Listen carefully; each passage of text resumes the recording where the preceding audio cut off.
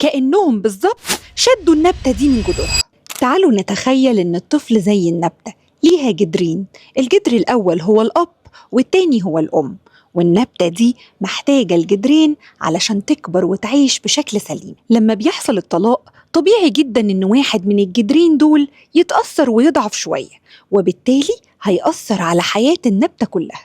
وهنا بقى يجي دور الجدر الأقوى الموجود، إن هو دوره يدعم ويحاول يهتم أكتر، وكمان يحاول يدعم علاقة النبات بالجدر اللي ضعف ده لو كان هدفه فعلا إن النبات يقدر يعيش. لكن مع الأسف بنلاقي بعض الأمهات أو الآباء بعد الطلاق بيشوهوا صورة الطرف التاني عند الطفل، أو يجبروه على إنه يقطع علاقته بالطرف التاني عقاباً ليه أو حتى انتقاماً منه، كأنهم بالظبط شدوا النبتة دي من جذورها.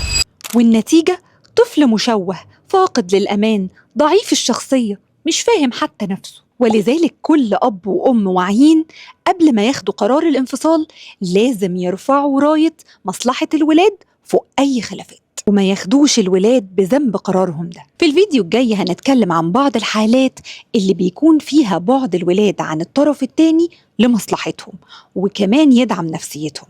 بس السؤال هنا إزاي نعمل ده؟ وإيه اللي المفروض في الحالة دي بالظبط يتعمل؟ تابعوني.